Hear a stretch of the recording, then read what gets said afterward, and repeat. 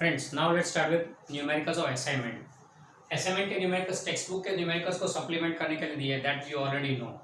Text book में कुछ concepts नहीं दिए हुए हैं जो हमें जरूरी है आगे फ्यूचर टॉपिक डेवलपमेंट के लिए, as well as for appearing in the GUJCET as well as JEE and NEET exam for competitive exams. Mainly we required these concepts. तो शुरू करते हैं। उसमें हम लोग सीधा चलते हैं सम नंबर 10 के ऊपर, क्योंकि हमने एक एक्सरसाइज में सम किया था, सॉरी इलस्ट्रेशन में एक सम किया था जिसमें आर्क के कारण magnific index at the centre लिया था। Magnific index at the centre due to arc and we took the formula as μ0 I theta upon 4 pi r। यही फॉर्मूला यहाँ पे ऑब्टेन कर देते हैं। Let's obtain that same formula here. तो some कुछ हमको ऐसा दिया हुआ है कि a straight wire is bent in this form. Straight wire is bent in this form. ये वायर यूं आया, फिर यहाँ से यूं गया, फिर यूं आया, आर्क बना, फिर स्ट्रेट वायर, फिर बाद में यूं। एक पॉइंट O के वेरी क्लोज से दोनों बाजू टर्न मार रहे हैं। It is turning at very close to point O। बराबर है। आर्क जो फॉर्म किया उसका रेडियस R है and angle subtended by the arc is theta at the centre O। Okay, हमें फाइंड करना magnific index at O due to this entire arrangement. Now इस arrangement में काम करते हैं। स्ट्रेट वायर को नंबर 1 बोल देते हैं, दूसरा वायर ये नंबर 2, तीसरा ये आर्क, चौथा ये स्ट्रेट वायर, पांचवा ये स्ट्रेट वायर। तो ये 5 वायर के कारण मैग्नीफिक इंडेक्स रहेगा एट पॉइंट O। तो at point O magnific index B at O will be equal to that due to 1 plus that due to 2 plus that due to 3 plus that due to 4 plus that due to 5। Now 1 and 5 को देखो तो उनकी line में point है, तो when the point is along the line, current carrying wire की line में अगर पॉइंट होए तो वहां मैग्नेटिक इंडेक्स 0 होता है। ये तो हमने देखा था। तो ये हो गया 0 because it is on the line. ये भी हो गया 0। तो B1 B5 तो 0 हो गए। तो ये दो तो गए। अब B2 की बात करें तो it is going very close to point है। तो अगर पॉइंट वायर पे है या वेरी क्लोज टू वायर है तो ऐसे केस में मैग्नीफिक 0 हो जाता है। तो 2 एंड 4 देखे तो 2 को एक्सटेंड कर तो यूं बना, 4 को एक्सटेंड कर तो यूं बना, वेरी क्लोज टू वायर है तो इन दोनों के कारण पे मैग्नीफिक इंडेक्स 0 आएगा एट द सेंटर। यानी बचा क्या only 3 and that is due to arc. तो will be equal to B3 alone. अब B3 is due to arc. अब ये B3 ढूंढते हैं। चलो, to find magnific index at a point due to this arc. Now arc is actually a part of some circle, is a part of some circular loop. तो उसके लिए पहले लिखते हैं for circular loop. For circular loop having n turns. तो बोला गया turns का, अरे रुको तो सही यार। B at centre will be equal to μ0 Ni upon twice r। ये फॉर्मूला है हमारे पास। अब इसमें फॉर द आर्क, आर्क का लेंथ कितना होगा? Arc length, for the arc length will be equal to कितना होगा? Arc length will be r theta, radius into angle subtended. ये आर्क लेंथ हो गया। फिर नंबर ऑफ टर्न्स कितने होंगे? तो सर ये तो पूरा एक टर्न भी तो नहीं बन रहा है। हाँ, तो वही तो फाइंड करना है। ये इतना part is how much turns. तो फिर उसके लिए length and number of turns, and ढूंढ लेते हैं नंबर ऑफ टर्न्स कितना। 1 कंप्लीट भी नहीं है ये तो कितना? देखो, अगर ये 2 पाई r होता यानी फुल सर्कमफरेंस मींस 1 टर्न, पर लेंथ तो कितना है? r theta. तो r थीटा लेंथ में कितने टर्न बनेंगे? तो r theta into 1 upon 2 pi r and that is theta upon 2 पाई। ये हो गया number of turns of this arc. रख दो यहाँ पे फॉर्मूला में। देयरफॉर B एट सेंटर यानी कि O पे क्या आएगा? μ0 n is theta upon 2 pi into I upon 2r। ये हमने थीटा अपॉन 2 पाई रखा n के लिए।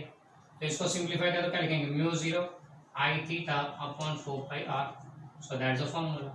B3 बचा and B3 comes out to be μ0 I theta upon 4 pi r। ये सम क्यों किया खास? ताकि आर्क के कारण magnific index at the centre कितना आएगा। अगर मान लो आपको कोई आर्क दिया है, this arc is subtending angle theta at the centre, ये सेंटर पे थीटा एंगल सबटेंड करता है, इसका रेडियस आर हो, तो इस करंट कैरिंग आर्क के कारण magnetic index at the centre कितना आएगा, वो ये फॉर्मूला है। You can use this formula directly in all the numericals. यहाँ हमने इसका डेरिवेशन देखा है, बाकी you can use this result anywhere in any numerical. Okay, तो ये हो गया सम नंबर 10। इसी के बेस पर से 11 नंबर आता है। 11 नंबर में आपको दिया हुआ एक ऐसा आर्क एंड ये वायर फिर यूं है, this is the radius of the circle, continuous wire, यहां से करंट आई आ रहा है, यहां से पास होता हुआ इधर आता है and then comes out from here, ये करंट का मूवमेंट है थ्रू दिस वायर। हमें फाइंड करना है magnetic intensity at the centre, बराबर, we want magnetic intensity at centre due to this arrangement. अब यहाँ पे भी बी एट सेंटर क्या होगा, B due to 1 first part, फिर second part is arc plus B due to 2 plus third part is the straight wire B due to 3। ये तो zero हो गया, क्यों, point is on the line of the wire. ये भी zero हो गया, क्यों, क्योंकि point O, centre O is on the line of the wire. तो बचा क्या, magnetic intensity due to arc only, so that is given as mu 0 I theta upon 4 pi R. अब रेडियस आपको चलो स्मॉल आर दिया हुआ है यहाँ, ओके, थीटा कितना होगा यहाँ पे, ये 90 डिग्री दिया है, तो बाकी का बचा हुआ एंगल 270 डिग्री, यानी कि 3 पाई बाई 2 रेडियन, डाल दो वैल्यू, काम खत्म। This the magnetic intensity at the centre due to this arrangement. Okay, ये हो गया रिगार्डिंग सम नंबर 11। इतना सिंपली हो गया आर्क के बारे में, अगर ये फॉर्मूला डायरेक्टली यूज करते हैं तो। That's 11। Now we go for 12 number. 12 number में क्वेश्चन कुछ ऐसा रीड कर रहे हैं, there are 21 marks 0 to 20 on the dial of galvanometer.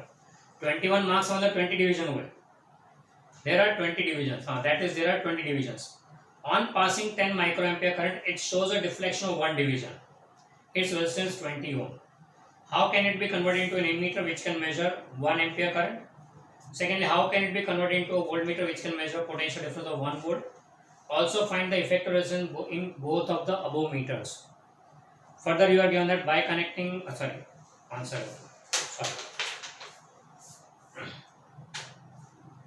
तो इसमें आपको दिया हुआ है कि 1 division shows 10 micro ampere and total 20 division लगे गैल्वेनोमीटर पे, तो कितना हो जाएगा 200 माइक्रो एम्पियर। ये 200 माइक्रो एम्पियर क्या है कि गैल्वेनोमीटर कितना मैक्सिमम मेजर कर सकता है, यानी it is the current capacity of galvanometer 200 micro ampere, यानी कि 2 × 10⁻⁻⁻⁶ + 2 तो -4 ampere. You are given resistance of galvanometer Rg is given to you as 20 ohm दिया हुआ है। अब पहला इसमें पूछा है कि वो you want to convert this galvanometer into an ammeter which can measure current of up to 1 ampere। इस गैल्वेनोमीटर की कैपेसिटी 200 माइक्रो एम्पियर की, उसको 1 एम्पियर मेजर करवाना है, तो ऑब्वियस शंट चाहिए Rs, and formula for Rs is R is equal to Ig into Rg upon I minus Ig, ये formula है शंट के लिए। एमीटर में कन्वर्ट करने से शंट की जरूरत पड़ेगी and shunt is given by this formula. चलो वैल्यू पुट अप करते हैं, तो Ig 2 × 10⁻⁻⁴ into Rg 20 upon 1 minus 2 × 10⁻⁻⁴। अब 1 के कंपेरिजन में ये बहुत छोटा है, निगलेक्ट करो इसे, तो नीचे 1 रह जाएगा, ऊपर आएगा 40 × 10⁻⁻⁴, यानी कि 4 × 10⁻³ होगा। इतना रेजिस्टेंस लगा दोगे तो will convert into an ammeter.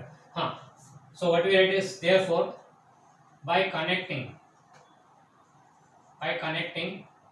Resistance of 4 × 10⁻³ ohm in parallel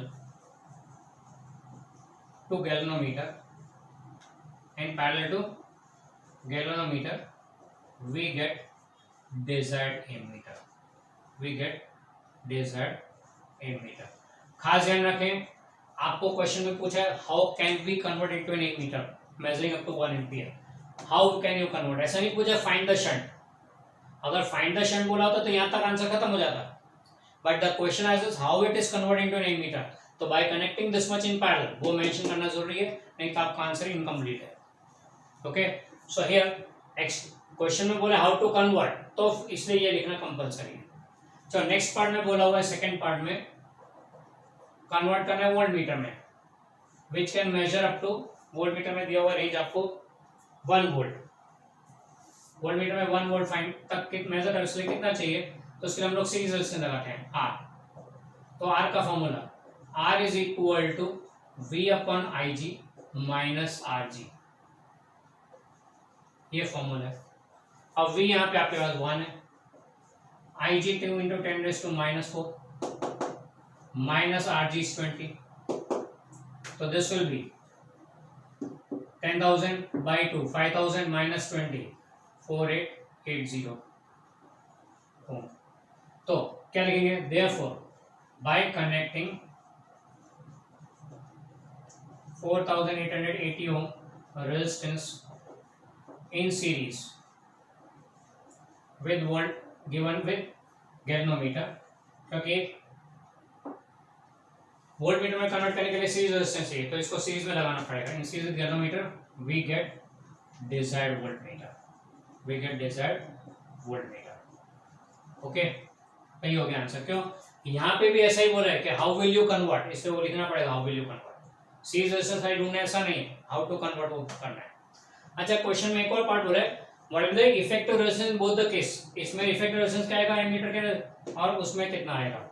तो effective resistance of ammeter, effective resistance of ammeter क्या आएगा, तो that is given as R A is equal to, galvanometer ने शंट दोनों पैरेलल में होते हैं, यहाँ पे क्या करता है गैल्वेनोमीटर के साथ पैरेलल में शंट लगाया जाता है, तो इसलिए यहाँ पैरेलल कॉम्बिनेशन का फॉर्मूला, तो R G into R S upon are G plus R S, ये हो जाएगा।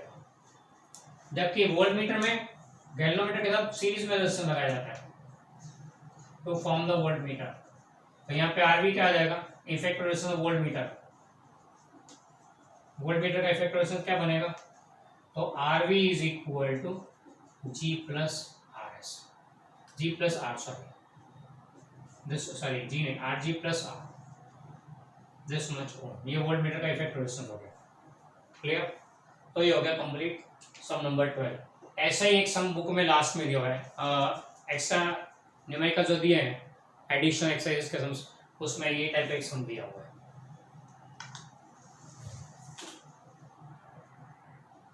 नेक्स्ट वी कम फॉर 13 नंबर। 13 नंबर में सम में दिया हुआ है कि when galvanometer with shunt is joined in electrical circuit 2% of total current passes to galvanometer, यानी टोटल करंट में से 2% गैल्वेनोमीटर में पास हो रहा है, तो IG की वैल्यू 2% ऑफ I हो गया, 2% यानी 0.02 I। रेजिस्टेंस गैल्वेनोमीटर का G है, तो शंट कितना चाहिए, तो शंट का फॉर्मूला याद करें, तो RS is equal to RG into IG upon I minus IG। पढ़े the values, RG is equal to G बोला हुआ है यहाँ पे, तो G into IG 0.02 I upon I minus 0.02 I। Okay, तो ये हो जाएगा G इंटू 0.02 I अपॉन, ये माइनस करेंगे तो 0.98 I हो जाएगा, I तो कैंसिल, 2/98 यानी G/49 हो गया, ये आपका आंसर था, ये G/49। चलो अब galvanometer to ammeter voltmeter conversion में दो और सम ले रहे हैं, एक्स्ट्रा ये नोट्स में नहीं दिया, असाइनमेंट में भी नहीं है, पर ये इसलिए करा रहा हूँ क्योंकि कंसेप्चुअल न्यूमेरिकल्स हैं, इनके रिजल्ट को आप डायरेक्टली यूज कर सकेंगे in case of MCQs, and ऐसे कोई ना कोई कहीं ना कहीं डायरेक्टली सम आ जाए या फिर a part of some other numerical it can be there. Okay, तो देख लेते हैं यहाँ पे कर क्या रहे हैं हम लोग। यहाँ पे पहला केस ले रहे galvanometer to ammeter conversion, we have to make range N times, तो शंट कितना चाहिए वो फाइंड करना है। ओके, यानी कर क्या रहे हैं, the range required is n times the current range, current की रेंज गैल्वेनोमीटर की रेंज IG है, उसको n टाइम्स कर रहा हो, तो शंट कितना चाहिए RS, तो we have the formula for RS is RG IG upon I minus IG, so that is RG into IG upon I यानी कितना है n times IG minus IG। Okay, तो यहाँ पे डिनोमिनेटर में हो जाएगा IG कॉमन निकल के उड़ जाएगा, बचेगा क्या नीचे n-1। यानी कि अगर आपको range of m meter n times करना है या फिर गैलोमीटर को m मीटर में कन्वर्ट करें n टाइम्स रेंज के साथ, तो उस केस में रेजिस्टेंस कितना चाहिए, तो गैलोमीटर का divide by n-1, r bye n-1, इतना रेजिस्टेंस चाहिए। तो शंट कितना लगाना पड़ेगा, Rg अपॉन n-1। ओके, पर अगर वोल्ट मीटर में कन्वर्ट करें उधर रेंज n टाइम्स करना है, यानी नया रेंज पुराने से n टाइम्स। सपोज गैलोमीटर का रेंज Vg था, वोल्टेज रेंज, उसको n टाइम्स कर रहे हैं, तो n Vg हो गया। खास ध्यान रखिए यहाँ पे Nig नहीं लिखना, गड़बड़ हो जाएगी, ये Vg है। Now this can be written as Nig into Rg, क्योंकि V equal to I R by Ohm's law. तो voltage capacitor galvanometer is equal to current capacitor galvanometer into resistance of galvanometer. And हमें see resistance R चाहिए, कितना R चाहिए, तो R is equal to V upon Ig minus Rg। Putting up the values, n times Ig Rg upon Ig minus Rg, Ig cancel हो गया, Rg common निकालो तो बचता क्या है n-1। यानी कि आपको अगर वोल्ट मीटर में कन्वर्ट करना है n टाइम्स रेंज करके, if you want to increase the range of volt meter by n times, then you have to multiply n-1। Direct हो गया ये, आप डायरेक्टली से यूज करते हैं। अगर बोला क्वेश्चन में कि गैलोमीटर का रेंज 2 वोल्ट का है एंड उसे 200 वोल्ट करना है, 2 से 200 करना है, 2 का 200 करना है, 100 टाइम्स हुआ तो 100 माइनस 90 टाइम्स Rg लगा रहेगा। अगर आपको रेंज करंट रेंज 2 से 200 करना है तो 100 माइनस 1 तो Rg बाय 99 हो गया। सो that is how you can calculate directly. तो ये हमको न्यूमेरिकल्स डायरेक्टली काम आ सकते हैं। ओके, ये खास नोट कर लेना। Next we go for 14 number. 14 number में दिया कि charge of 2 coulomb is passing through a magnetic field and having intensity 4 k cap Tesla with a velocity 25 j cap. If Lorentz force acting on it is 400 I cap Newton, then find the electric field intensity applied to that region. अब Lorentz force का formula, Lorentz force is resultant force acting when electric and magnetic fields are present simultaneously. तो formula क्या था F bar का, Q common E bar plus V cross P। Okay, normally E V P और Q दिया होता है, F find करना होता है, यहाँ उल्टा क्या F दिया हुआ है, E फाइंड करने को बोला है। तो चलो ढूंढते हैं, वैल्यू पुट अप करते हैं। F का 400 I cap is equal to charge 2 coulomb, E cap E bar find करने का है, plus V bar cross B bar, V bar is 25 J cap cross B bar is 4 K cap. ये आया, ये दिया हुआ है। अब ये 2 को यहाँ लेते हैं तो 200 I कैप हो गया, P is equal to E bar plus 25 into 4 100 J cross K। Okay, so this will be E bar plus 100 J cross K is I cap and यहाँ पे 200 I कैप पहले से ही है, तो therefore E bar will be equal to 100 I cap newton पर coulomb. ये electric field density है। ओके, ये हो गया 14 number. Then let's go for 9 number. 9 number में दिया electron is revolving in hydrogen atom. Hydrogen atom में एक प्रोटॉन है न्यूक्लियस में एंड इलेक्ट्रॉन आजू बाजू रिवॉल्व कर रहा है। हमें फाइंड करना है कि इलेक्ट्रॉन के कारण सेंटर पे मैग्नेटिक फील्ड इंटेंसिटी कितना है। अब क्वेश्चन ये उठेगा, charge particle does it give a magnetic field? Not at all. Charge particle move कर रहा है तो yes it is a circular loop moving, so it becomes a current loop, mini current loop. आगे हमने देखा था चैप्टर नंबर 3 में and 4 में भी हमने थोड़ा बहुत पढ़ा था कि when an electron is revolving in an orbit around the nucleus, it's a mini current loop।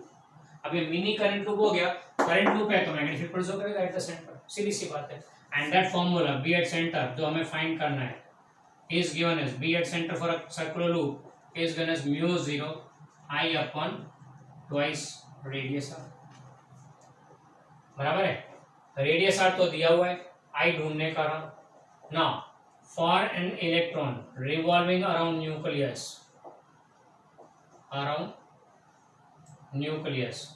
the current form I is equal to, chapter number 3 में फॉर्मूला लिया हुआ है, it's EV upon 2 pi R। अगर speed दिया हो तो, speed and radius दिया हो तो, एंड अगर फ्रीक्वेंसी दिया है तो सीधा FE। ये दोनों फॉर्मूला हमने चैप्टर नंबर 3 में देखे हुए हैं। नहीं याद आ रहे हैं तो चलो यहाँ पे करा देता हूँ। Current I is given as charge passing point time, charge कौन मूव करे, इलेक्ट्रॉन, तो here charge passing is electronic, 1 round में कितना टाइम लगेगा, अच्छा time t is distance upon speed, distance 2 pi R circular loop का, एक लूप का, तो ये हो गया 2 पाई आर अपन v, रख दो यहाँ पे, therefore I will be equal to E upon T 2 pi r by, आगे अब फ्रीक्वेंसी के टर्म्स में कैसे, तो we know that v equal to r omega, that's r into 2 pi f, so therefore v को r into 2 pi f रख दो, तो this will be E upon 2 pi r, v को रखा r into 2 pi f, sorry देखो क्या बचता है क्या कटता है, 2 pi r उड़ गया तो बचा क्या, तो ये दोनों फॉर्मूला हो गए करंट के। चैप्टर नंबर 3 का एप्लीकेशन है, चैप्टर नंबर 4 में यूज किया है इन मैग्नेटिक फील्ड जनरेशन, तो देखो ये चैप्टर नंबर 3 का फॉर्मूला, चैप्टर नंबर 4 का फॉर्मूला सेम सम में हो गया ना, कॉम्पिटिटिव एग्जाम का sum, this what happens in competitive exam, दो अलग अलग चैप्टर के फॉर्मूले एक ही सम में घुस जाए, that's called the sum of competitive exam, तो ये चीज हमें ध्यान रखनी है, यहाँ कुछ नए फॉर्मूला नहीं है, here you have to use the application of the formula, तो यहाँ से करंट आ जाएगा, डाल दो यहाँ पे मैग्नेटिक इंटेंसिटी आ जाएगी, so that's sum number 9।